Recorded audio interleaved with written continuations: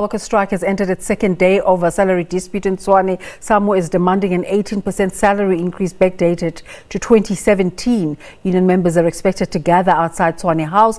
We spoke to Patricia Visage earlier as they were making their way there. Let's try again to reconnect with Patricia.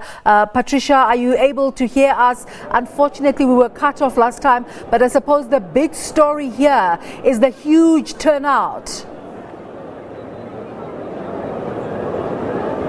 Well, certainly. Welcome back, Desiree. It is a huge turnout, and it seems like the municipal workers have actually succeeded in their action to obviously get the capital city to a standstill, shut down the capital city, and this they use to obviously put the Tshwane management in a corner to adhere to their demands, and they want nothing less than an 18% increase.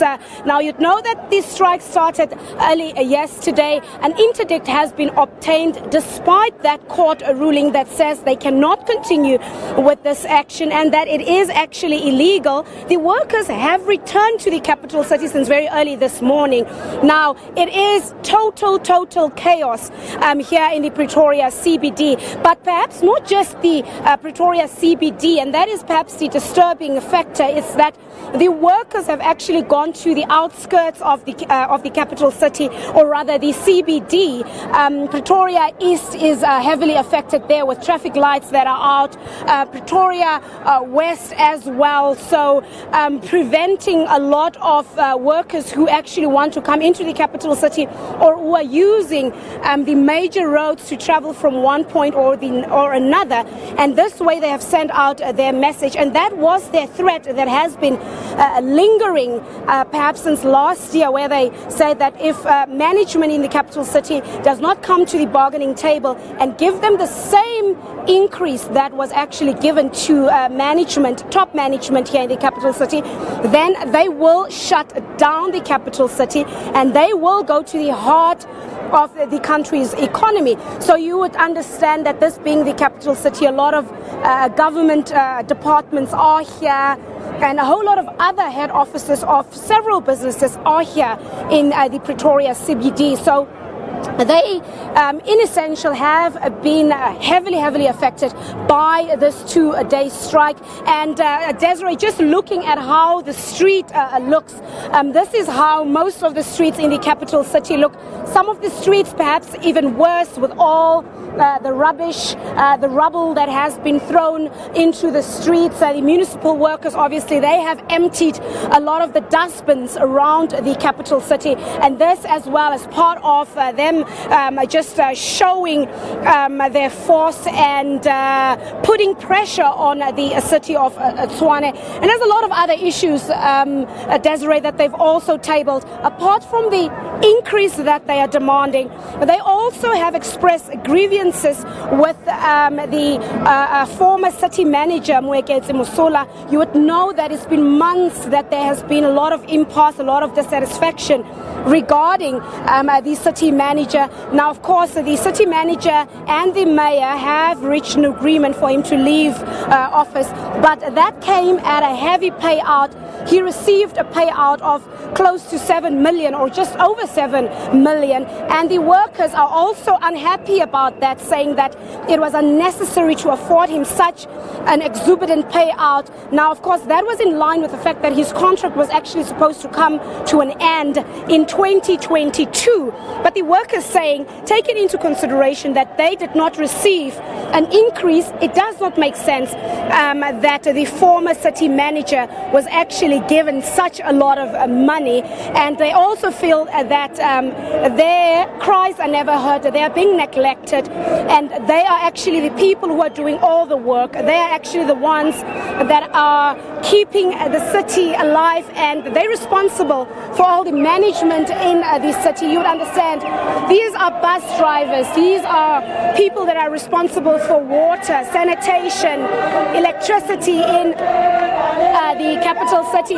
So, Desiree, all those services have been severely affected in the capital city. So it's not just about the roads that are closed. It's not just about the fact that the CBD is gridlocked and there's chaos, but it's also about other service delivery aspects that have been severely affected by this particular action.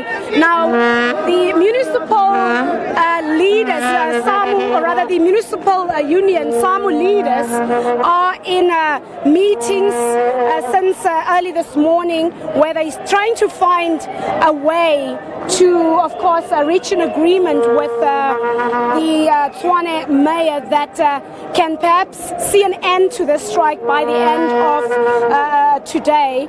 But we will continue to monitor what's happening here. Although there is total chaos in the capital city, I must also mention that it seems like there's not violence that's really taking place. It's just that the workers have united and they have succeeded in their threats to bring the capital city and in particular the Pretoria CBD to a total standstill. And this, you can imagine, has put the mayor and his team in a very difficult position. Even the Minister of Transport, Fikile Mbalula, has already responded yesterday condemning the action, and he's also urged the aggrieved municipal workers not to use their concerns to affect or rather compromise the jobs of other motorists and other people who perhaps want to come into the capital city and who just want to move around in the whole of Pretoria from point A to B. In particular, the people who had to come to work yesterday morning and even today,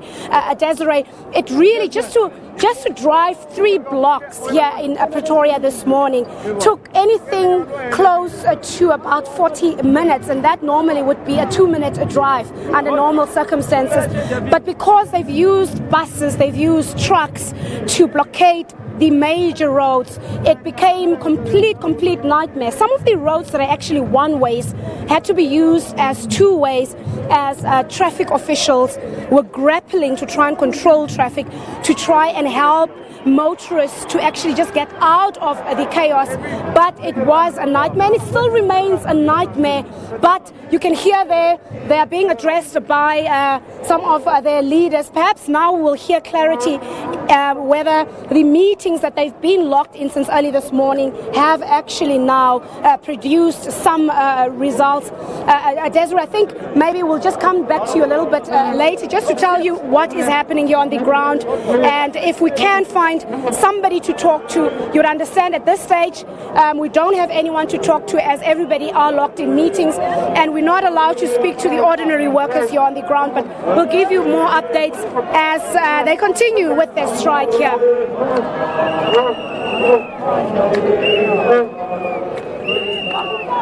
A story to follow there today, Patricia Visage, covering the second day of the SAMWU strike in the Tshwane CBD.